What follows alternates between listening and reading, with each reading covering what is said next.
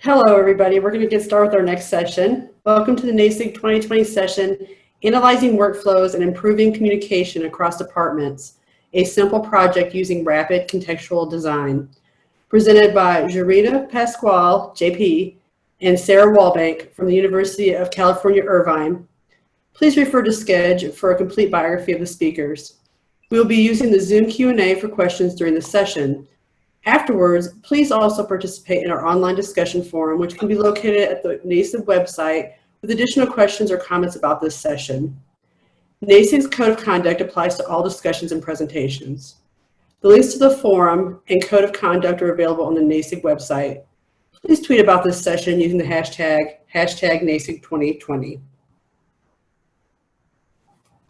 We would like to thank the NASIG sponsors for helping us make our online conference freely available. And now I'm going to switch it over to JP and Sarah.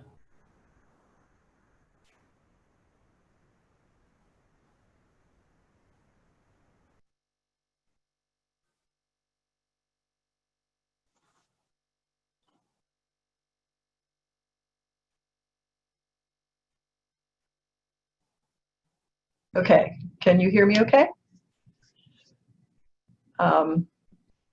Welcome to Analyzing Workflows and Improving Communication Across Departments. This presentation discusses a small, focused workflow analysis that my colleague Jarita Pasquale and I'm Sarah, conducted using the rapid contextual design methodology. At the time, we were both new to our positions in the UC Irvine acquisitions and cataloging departments, and we wanted to better understand the workflow between our departments. However, we had very limited staff time or resources for such a project. We found that the rapid contextual design methodology provided a means for us to be able to design and conduct a small project that yielded small but useful insights. So we wanted to share the experience we had with it because we think others may also find this method useful.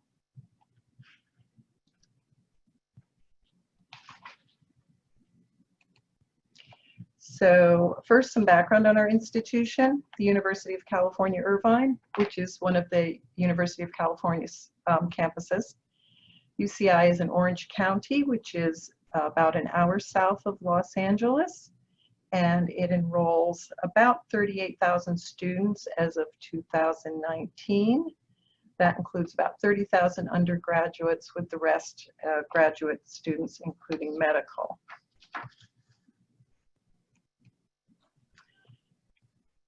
There are 3 libraries serving the university: Langston Library, which focuses on humanities and social sciences, the Science Library, and the Grunegan Medical Library, which is located at the University Hospital. One technical services department handles the resources for all 3 libraries. At the time of our project, in acquisitions, there were 4 acquisitions staff plus 1 librarian handling electronic resources. And in cataloging, there was the e-resources cataloging librarian and 3 catalogers who worked on e-resources as part of their duties. So, why did we do this? As I mentioned, we're both new to our positions. We're looking for an opportunity to learn more about the workflows between the departments. We expected that there might be some overlap in work going on and that there were efficiencies that could be made. Also, the University libraries were going to be moving from Millennium to Alma Primo, and we were wondering whether we could identify workflow efficiencies for that new environment. And importantly, could we do this with our very limited staff resources, which consisted basically of us? So I am going to hand this over at this point to Jarita, who is going to talk about the methodology itself. Okay, can everybody hear me? Hopefully you can. Okay, so Contextual design is a user experience research and design method. This text was the basis of a required course that I took in graduate school. It's called Rapid Contextual Design by Holtz, Platt, Wendell, and Wood. And it's formulated primarily for gathering user data and designing digital projects. It's been called a scaffolding for user-centered front-end design. However, it also works for analyzing workflows. In this case, our users are our own library staff members.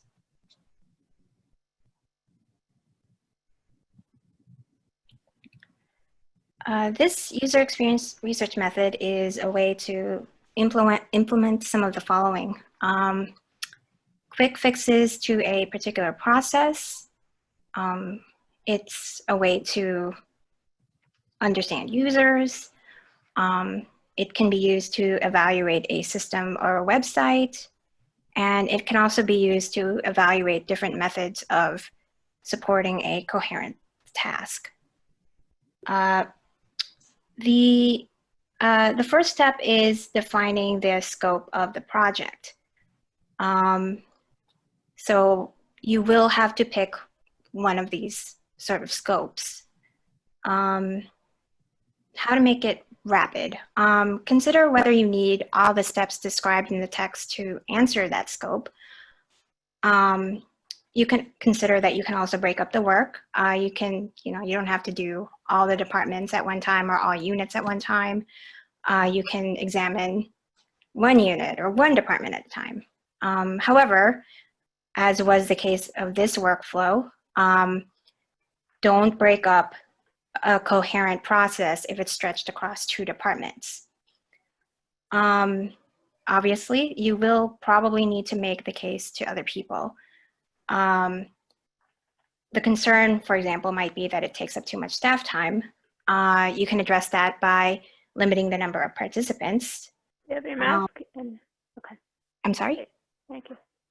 You can also limit the time that you need to research. The text lays out guidelines for a project that can range anywhere from between 5 to 7 weeks.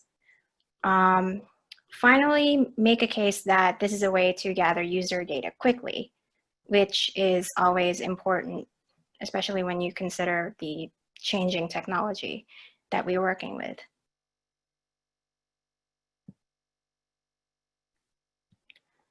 And of course, many of us are familiar with the electronic resources lifecycle of licensing, activating, cataloging, and then maintaining the electronic resource. So these are probably some of the main workflows that you might want to consider examining. So I'm going to go into the parts of the methodology that we decided to include. Interviews, interpretation sessions, sequence modeling, affinity notes, and our affinity wall.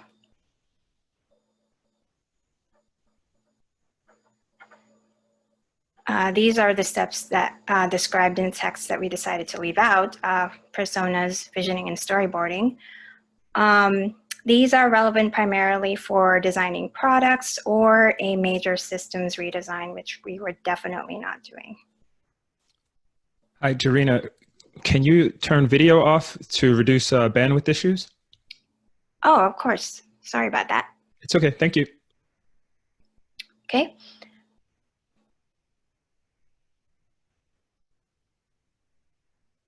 So the next part of the methodology is the interview.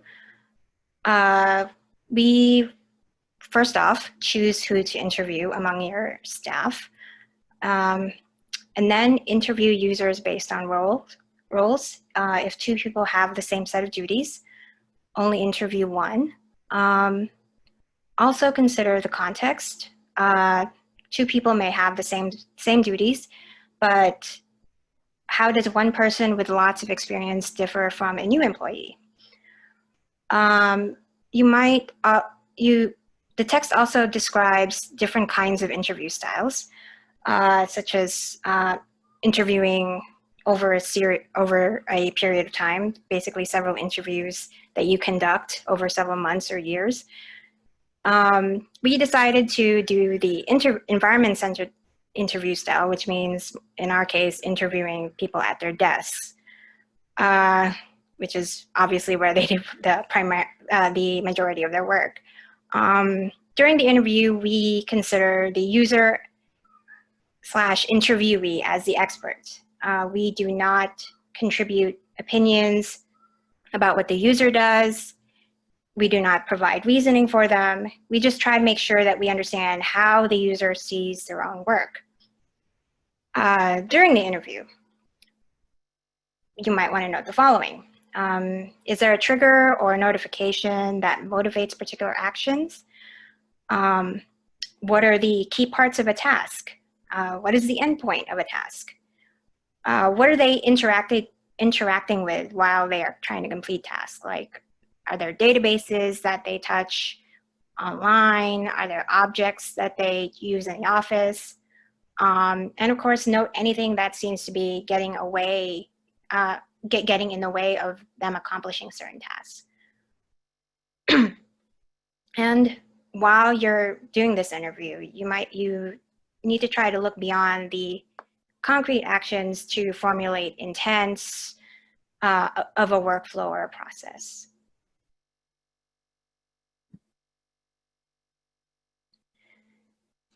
So after each interview, convene a group to analyze the interview notes no more than 48 hours afterwards. This is called an interpretation session and requires a minimum of 2 people. The interviewer will recount the interview while others ask questions, comment, and take notes. Everyone who is not the interviewer will get to comment.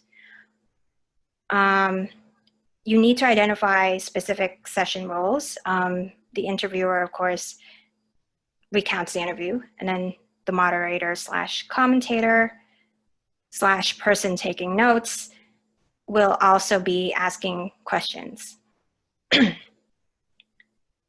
Now, if you were able to invite more people, separate the moderator of the interpretation session from other roles. It's also important to designate a note taker. Sorry about that interruption. And if you can, try to involve others that are not part of the workflow. Their comments will help see the process clearly since they are not directly invested in it.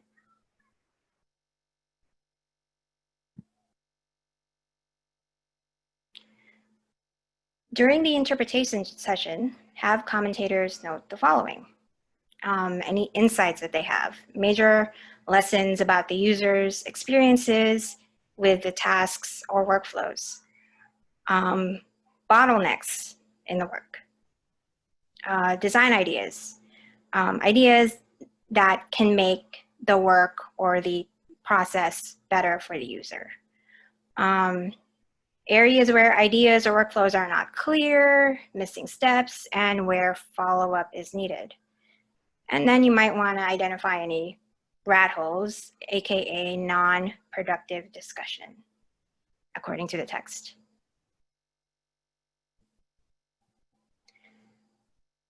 So from the individual interviews, we wanted to draw visualizations of an individual's tasks using a workflow model. There are various visualizations that we are able to choose from the text. We chose the sequencing model, which allowed us a step-by-step visual of a specific electronic resources workflow.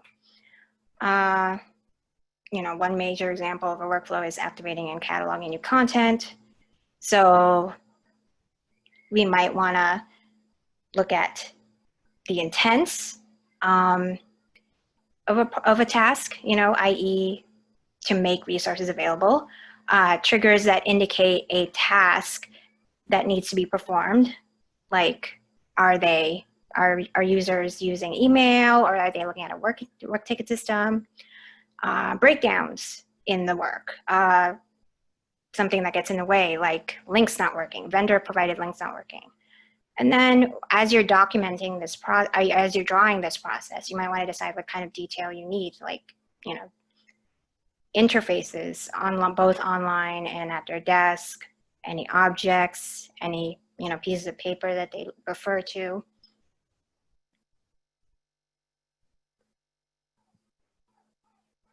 Okay. We also intended to merge these individual models to consolidated sequence models. This is a way of consolidating the tasks that we visualize from individual interviews into one consolidated workflow of actions that identify the common beginnings or common triggers and then identify the final product of those tasks.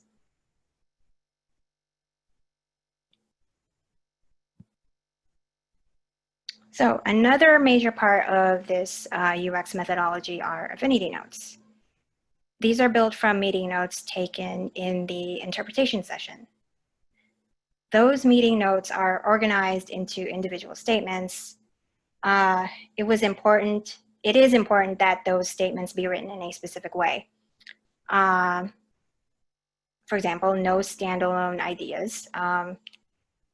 You have to kind of write a full contained sentence. In order to activate this resource in our ILS, I do X, Y, and Z. So that's like a complete idea. No jargon. Basically, you know, don't use any like acronyms or any special sort of terminology that's only specific to you. Make sure that all of these notes are anonymous. And facts only, meaning no opinions, like we do this task this way, but it's really a pain, even if our interviewees actually say that. And then, of course, be specific with your intents, with all the actions and intents or outcomes of the work.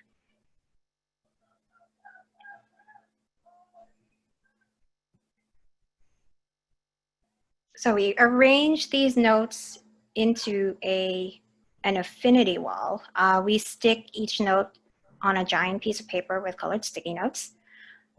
We're working up from the individual notes, and from these individual notes, we consolidate the notes that we see as being related to each other into columns. The columns go under labels that organize the notes below into major workflows, themes, and goals or intents. The key to this is that good color labels above the notes provide a narrative without actually having to read the individual notes.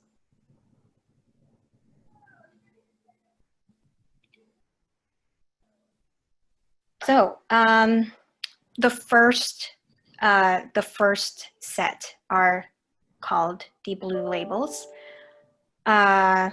These blue labels group individual notes into major routine workflows, like how to activate a resource, or like this is how we activate a resource, or this is how we deal with an error report. And then under these blue labels, we document the individual actions and our requirements needed to complete a specific task.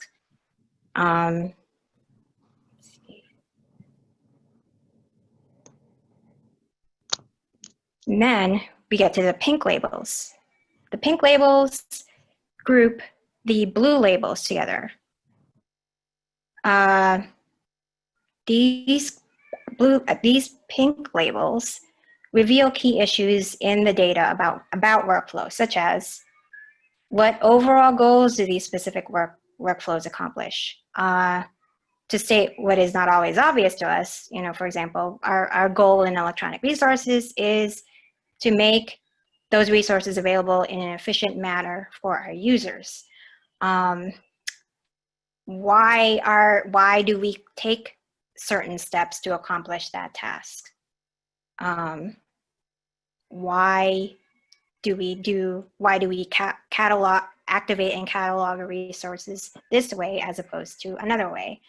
And then we want to ask, you know, maybe the data will make us ask questions, you know, do these steps actually help users get to the material more quickly, or do they hinder the process?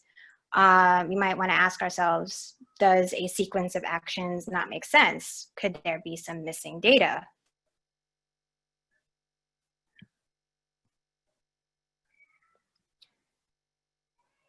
Then we get to the green labels, which group the pink labels together.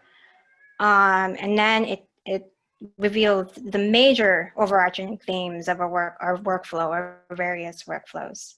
For example, we might see that within electronic resources, communication with parties outside of our unit is really important for different workflows. For example, communicating with vendors is big in both resolving errors and licensing, and of course, ordering and renewing resources. So these are the steps in the methodology that we intended to use, again, intended. Sarah will now explain what we actually did in our project.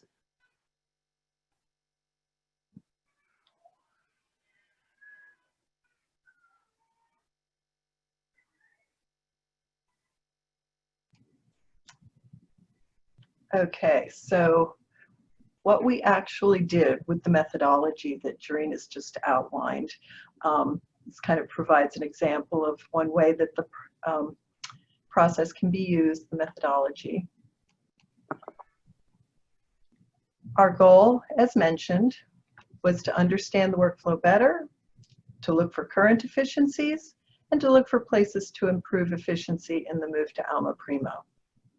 So based on this scope, we chose 3 of the parts of rapid contextual design, as Jarina Jarina had outlined, which we thought would give us the most returns for our time investment: contextual inquiry, interpretation sessions, affinity diagram building, and the sequence modeling.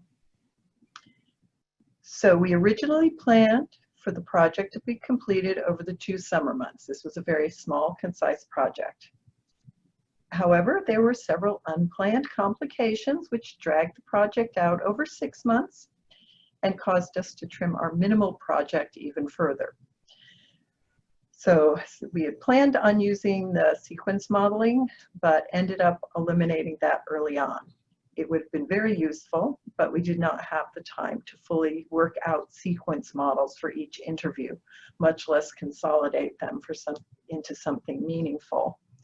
So it ended up just being the contextual inquiry, interpretation sessions, and affinity diagram building. For the interviews, we found that we could cover most aspects of staff work by interviewing 6 staff in total. This included 2 staff members from each department, cataloging and acquisitions. And then since we as librarians do work that no one else does, we also interviewed each other. We informed all the staff about the project and its goals, got the agreement of the chosen interviewees. All interviews were kept to 1 hour each so that it wasn't a burden to the staff person. We focused on, as the methodology recommends, specific actions and tasks as much as possible, asking detailed questions, and discouraged people summarizing or generalizing the work, which was a natural tendency quite often.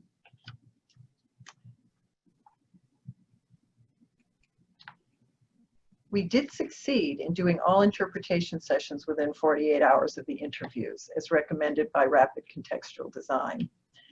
This ensured that all those bits of information you didn't actually write down were still in short-term memory. For our own interviews, we invited an outside participant to the interpretation sessions, a different person for each session so as not to burden any one person. The perspective and input of these outside colleagues for our own interviews was really essential to being able to reflect on ourselves and our own work. They both asked probing questions and offered suggestions that we would not have thought of on our own. So after we did all the interviews and the interpretation sessions were concluded, we created the affinity notes, as Jarina's discussed. We ended up using a label template and creating our notes on the labels, which we then take to sticky notes. Then in one session, we organized them all on a large poster. We looked for patterns, areas of overlap between the departments, redundancy, communication problems, anything that might stand out to us as problematic. And it's at this point that the insights and results really appear.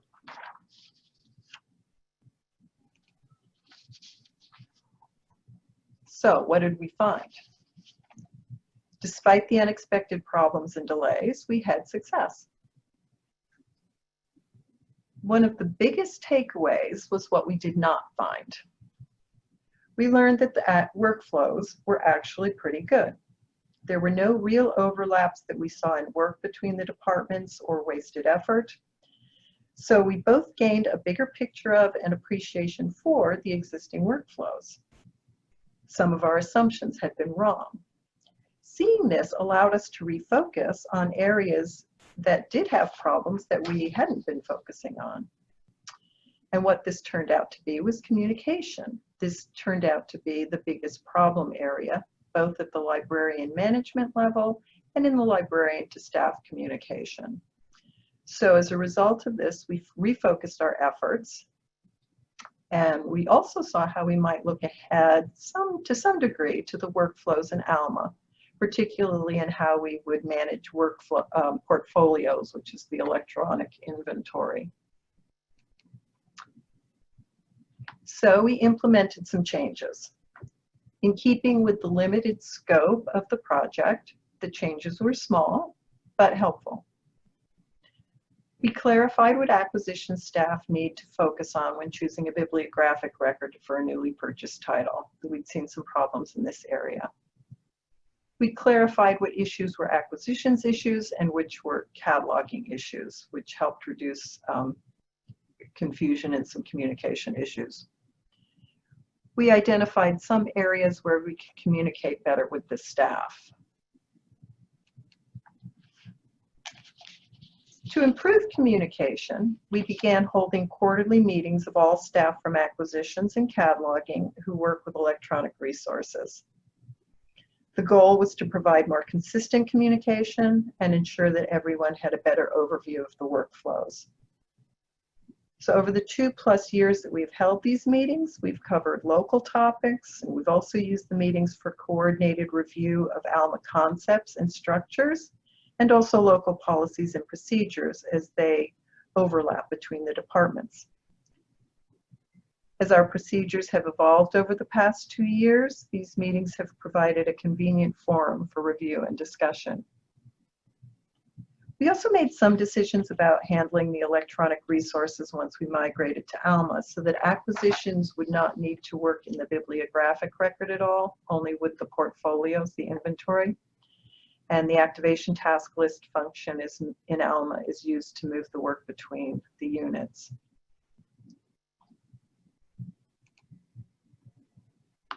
So some takeaways for our next project. The method does work with limited scope. Any degree of outside input is very helpful. And we need to leave ample time to create the affinity notes because they are somewhat time consuming. So next time we may try to create affinity notes after each interpretation session rather than waiting till the end.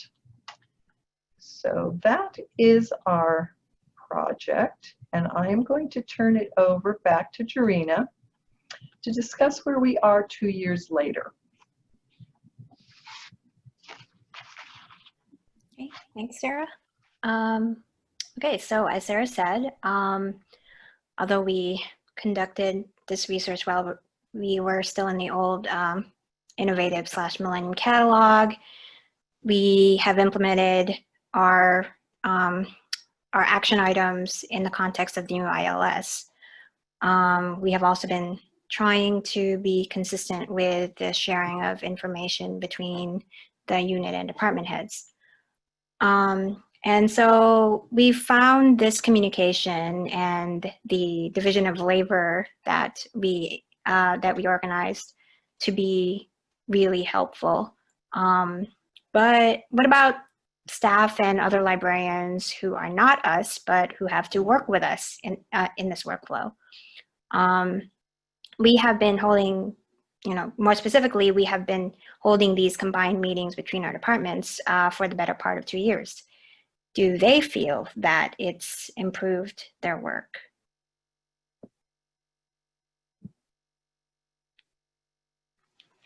So we used Qualtrics to create and share a survey that allowed our staff and other librarians to anonymously submit their opinions about these meetings specifically. We asked them to rate their opinion on these topics, the value of the information, and the effects of the workflow, etc., and also to submit comments in free text. We'll provide a little bit of a sample of the results.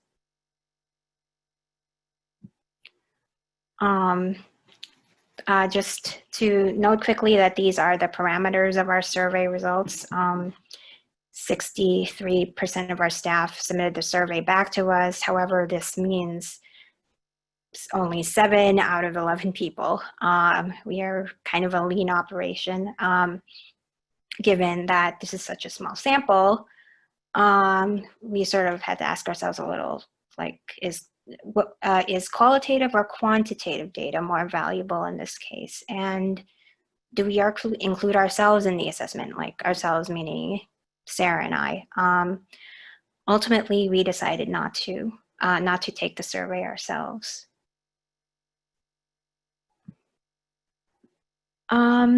These are examples of some of our quantitative results. Have the combined ER meetings helped you understand overall e-resources workflow? The scale of our ratings in the survey were from 1 to 5, 5 being the most positive. There were no 1s or 2s, which we assume that most staff feel positive to neutral about these meetings.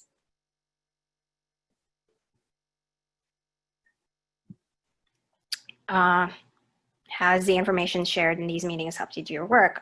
We also saw that the lower scores, the 1s in this case, came with no comments. So we assumed that while the 1 commenter was not enthusiastic about our meetings, they did not feel so negative about them that they felt the need to express it. Again, that's just an assumption. These are examples of some qualitative results that responders typed in free text. We asked for tips about the work itself, such as how to improve workflows or how to better share information. One commenter noted the complexity of our current activating workflows in ALMA, saying that anything simpler would be better. Another noted that we could share more instructional videos for audiovisual learners.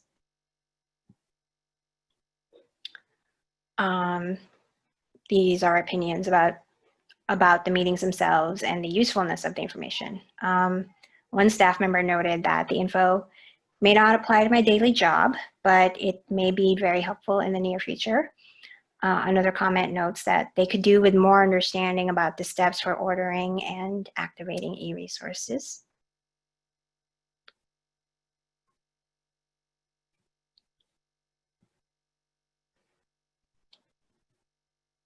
Okay.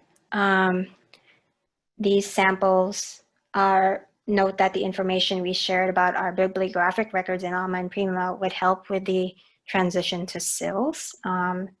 SILS is the name of our University of California-wide project to transition to ALMA and Primo.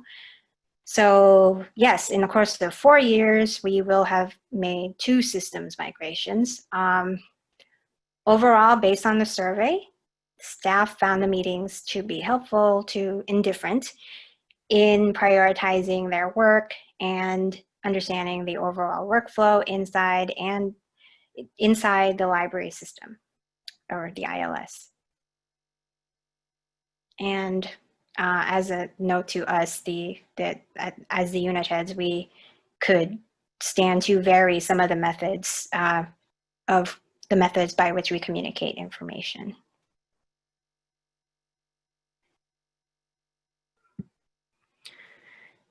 So our takeaway from this project was using this method was, is it useful? And overall, we think it was. User experience research can take time to plan, but this particular process can be streamlined and executed in chunks.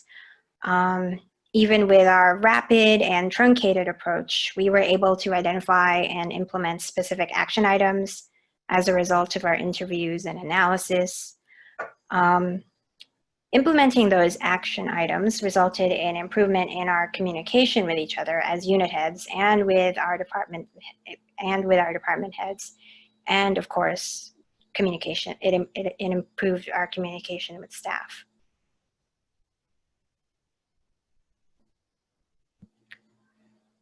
So these are our next steps, particularly in regards to making that second transition to a consortium-wide Alma and Primo system.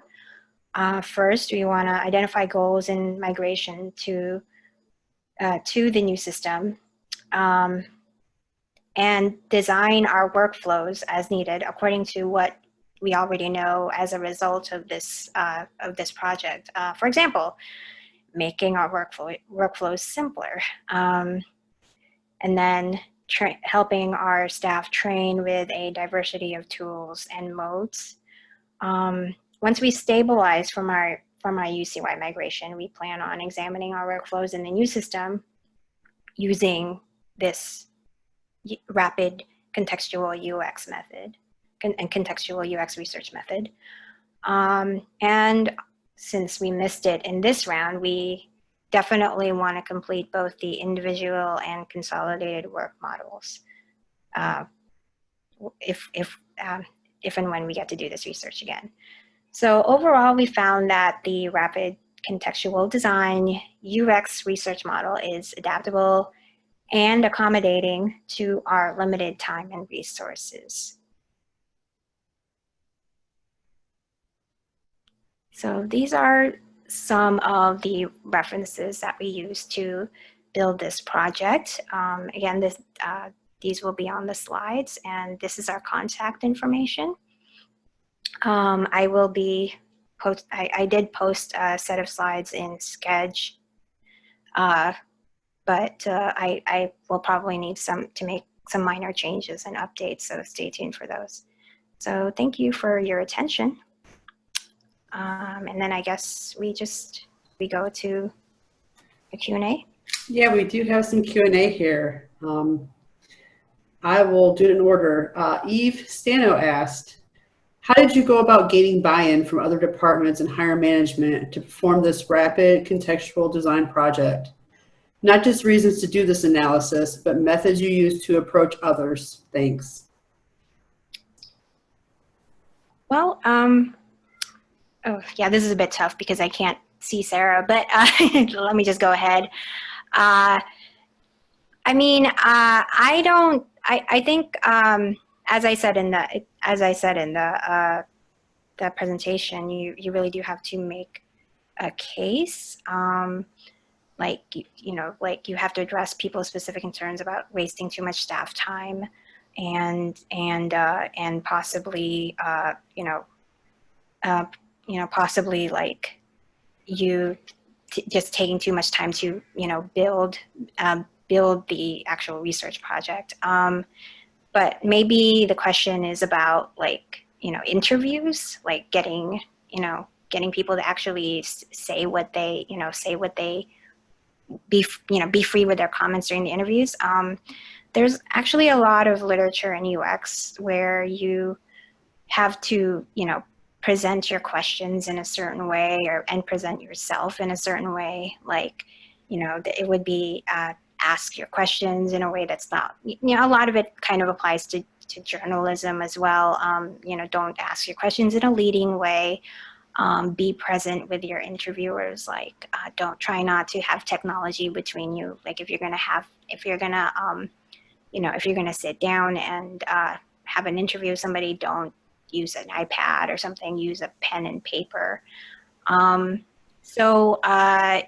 It's and maybe to maybe the other thing that's implied in that question is like, you know, like what if higher management just doesn't understand? And it's like, I don't, to be honest with you, I think, you know, I sort of assume that people always want, you know, to make decisions based on data, or something concrete, you know, something that's observed and then analyzed. And in this case, we are, you know, we definitely provided that. So, so yeah, you know, I certainly hope that that's kind of, that's valuable in and of itself. But again, you never know. And this is Sarah, just quickly to add, in our case, stressing that it was rapid and having very contained, it grew longer than it was supposed to, but that it was all going to be very contained, helped with buy-in from management.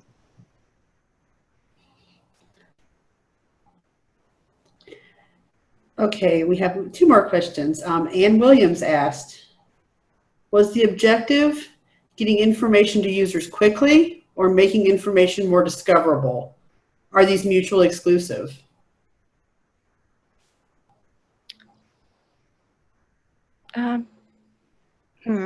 That's a good question. Sarah, do you mind? I hope it's okay if I answer this first, Sarah. Is that okay, or do you want to go Go first? ahead. Okay. Well, so ultimately, so sorry. Can you ask the question again? I forgot the. Sure, no. Was the objective getting information to users quickly or making information more discoverable? Are these mutually exclusive? I'm going to say that's interesting in the context of Alma and Primo, and I think, you know, for people who have experience with the system, they may know where it's coming from. Like, there are definitely ways that you can take advantage of Alma to streamline your workflow, but it may come at a cost of some quality control of the actual like bibliographic record. So, that's one case in which the system sort of, you know, forces you to make these decisions, right? So depending on, and I tend to view it as that the technology is making us make that choice, but, you know, depending on your context, it may be a different set of choices. I find that specifically within Alma and Primo, it's a bit of it's sort of a balance. Sarah, go ahead. You have something to add? Hopefully that answers the question. That is the challenge here in this environment, then, they're not having the back and forth.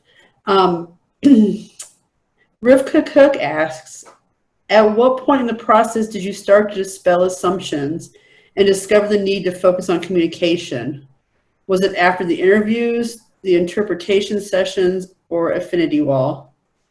I will start in on this one. This is Sarah. It started to become clear towards the end of the interpretation sessions. We had kind of gone through the interpretation sessions of the staff, and for me it really, when we were working with doing an interpretation session on our own interviews, our mutual interviews, when we had an outside person, our invited person was actually helped pinpoint and sort of highlight that. And so it started to become evident at that point. And then when we did, it's really when you get that infinity wall that it all sort of really comes together very clearly and stood out.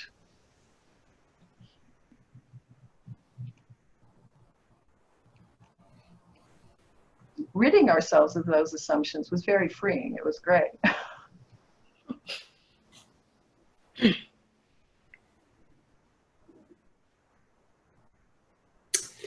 Okay, I have one more question. There might even be time for one more if somebody has one they want to pop up here. Kirsty Thomas asks, what were the problems you thought you were going to see that you didn't when reviewing the responses? Well, Sarah, go ahead. I think, yeah. Okay, I can start with that one. We had assumptions that we were duplicating work between that acquisitions and cataloging were doing double work, and I think a lot of that was an assumption that because both groups worked in the bibliographic record, that made things a little confusing. And as we did all the work, it was especially with the affinity wall, it was clear there was no overlap. And so again, it circled back to communication, that decision later to make really clear what tasks were for cataloging and which tasks were for acquisitions, because the communication about that and understanding about that was somewhat muddled, which was leading to these views that we were doing double work. And Drina, I don't know if you want to add anything. No, that's great. Thanks, Sarah. Okay, we have one more minute, one more question.